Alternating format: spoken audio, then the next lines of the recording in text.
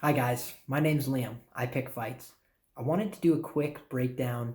This is the morning after UFC Vegas 17, Jeff Neal versus Stephen Wonderboy Thompson. I gave out some plays for this event, and I wanted to touch base with you guys, let you know how the event turned out for me.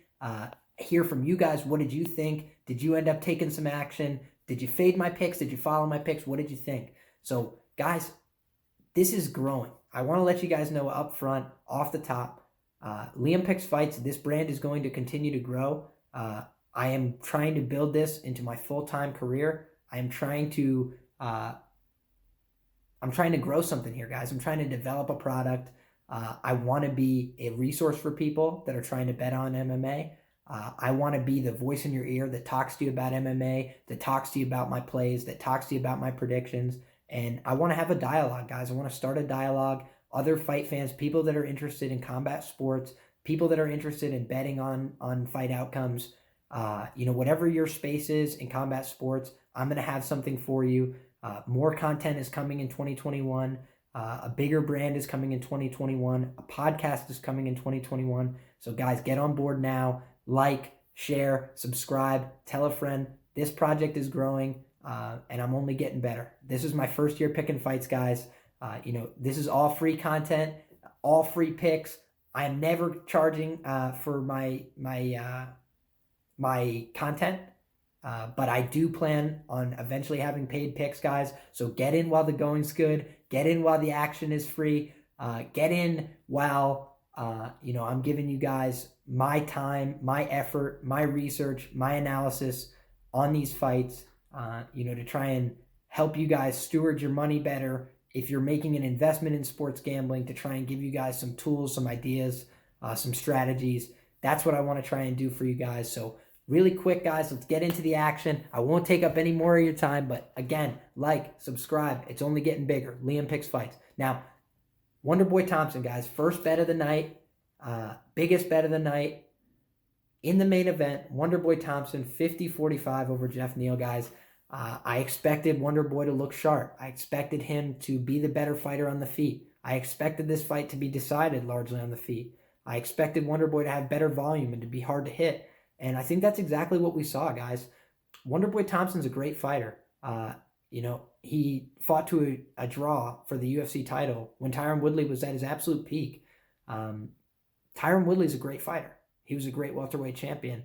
And I think that sometimes we're ready to write these guys off and dismiss them into the past when they're not ready to be written off, guys. Watch that Vicente Luque fight and tell me that Stephen Wonderboy Thompson's washed.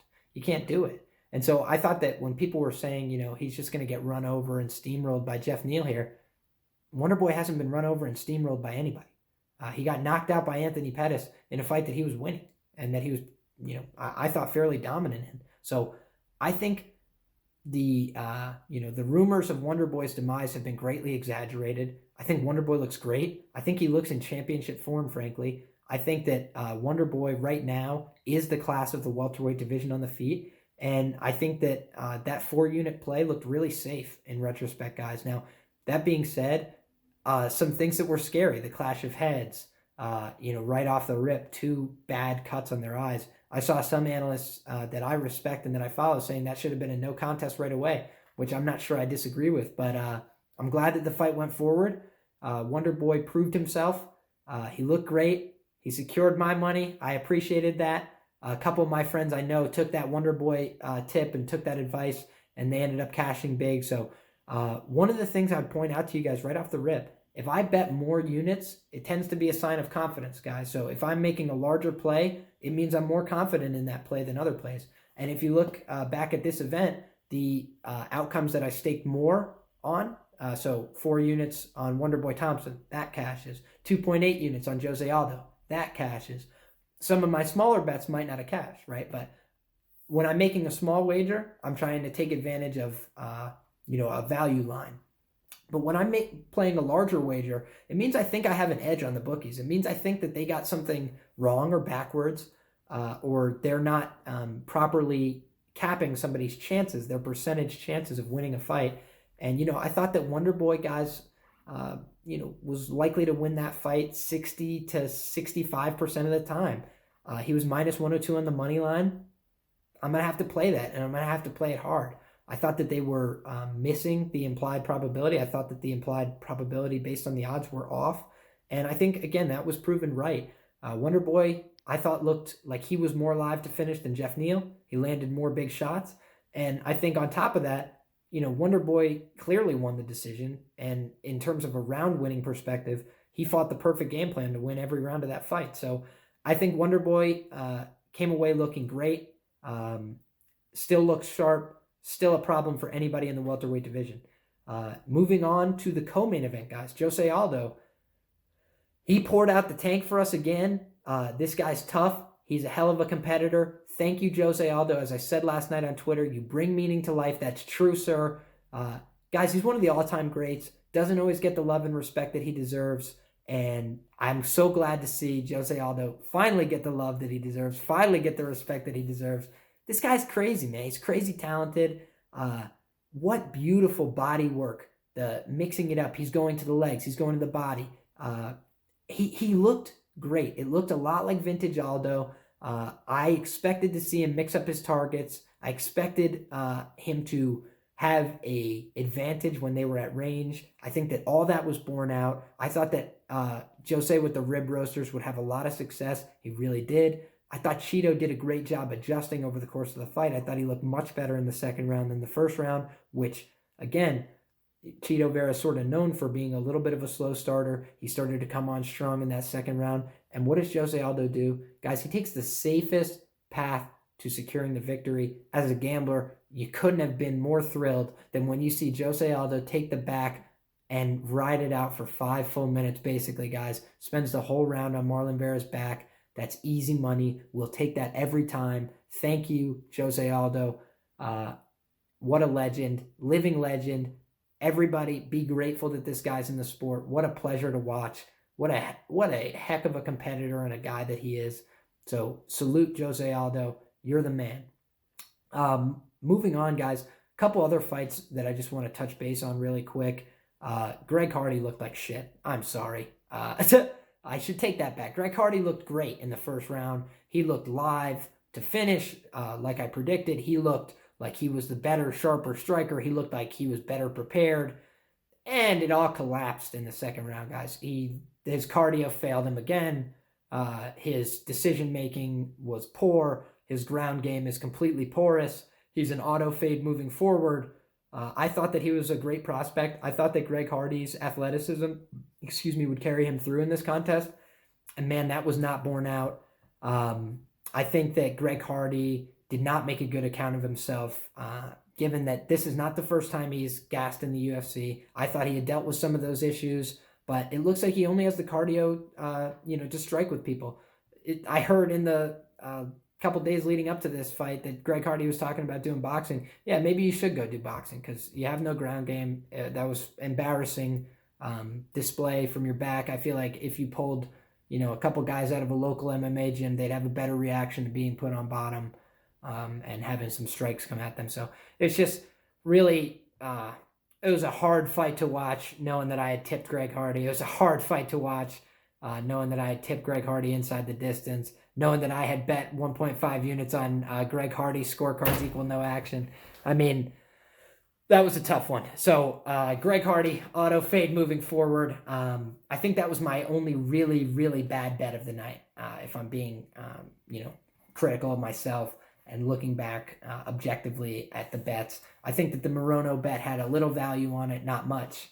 I beat the closing price on Morono by about 50 cents.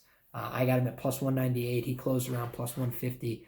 But I still think that, it's about cashing the bet at the end of the day. So I like getting value. I knew that I only had to cash that Morono bet, a small percentage of the time for it to be profitable. But I still just, I wasn't thrilled with how Morono looked in the second and third rounds. He actually looked a little tired. I was a little disappointed in that bet, but I thought that, I lost money also betting on Chaos Williams, but I didn't think that that was a bad bet in retrospect. I favored Chaos Williams slightly. I thought it was like a 52-48 type fight in terms of percentages. 52% chance Chaos would win, 48 or so percent chance that Michelle Pajeda would win. And, you got to give the devil his due. Michel Pereira looked great. He looked smarter than he ever has, guys. He actually made a good decision in a fight. I was stunned. Where in that third round, he decided to take Chaos down and close out the round on top. That's just MMA 101. If you can end the round on top, end the round on top. It was good stuff from Michel Pereira. And, I thought that he probably edged that decision at the end of the day. I thought that the first and second rounds were really close, and the Chaos had a chance that he won those 2 rounds. Thought he definitely lost the third round.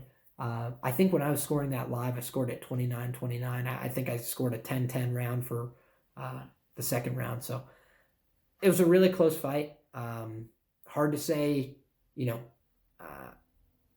who the better fighter is, I think, moving out of that fight. But I did see a couple things from Chaos that concerned me. I thought that if he wasn't having the success on the feet, he would turn to his wrestling like he had on the regional scene. We didn't see a ton of that. In fact, it was Michel Pereira who was able to exploit a couple of the wrestling and grappling exchanges. So I got to credit Michel Pereira there. I think he's off my auto fade list.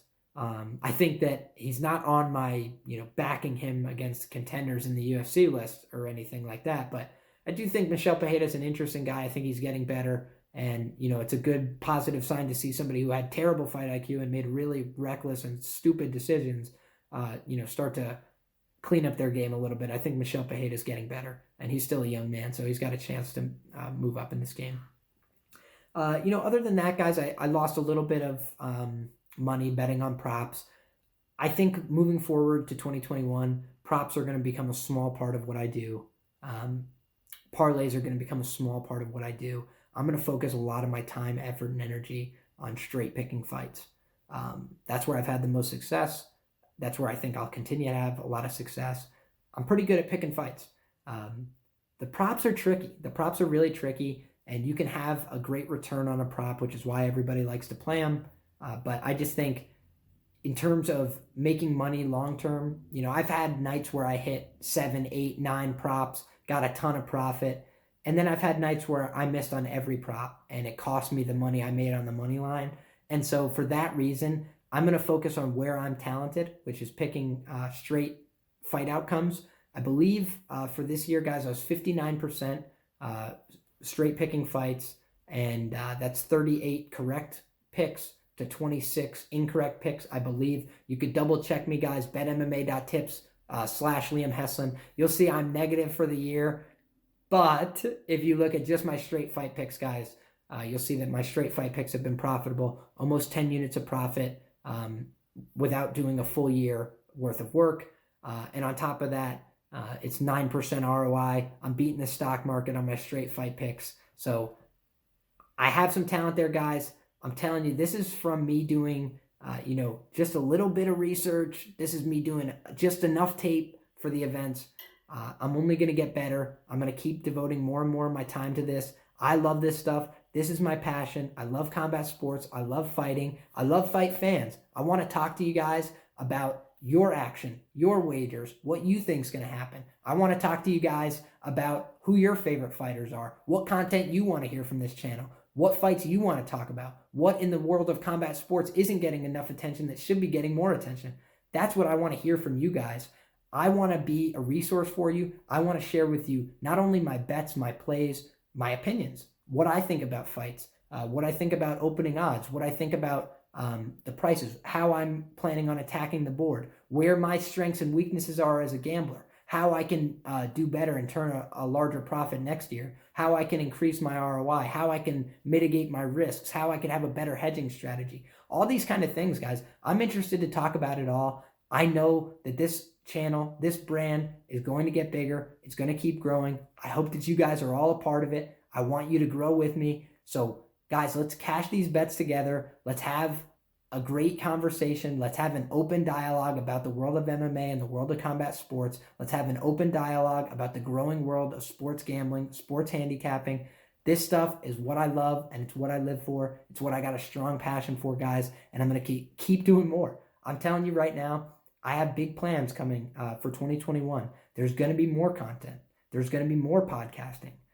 There's going to be audio exclusive content. There's going to be YouTube exclusive content. There's going to be more fight picks.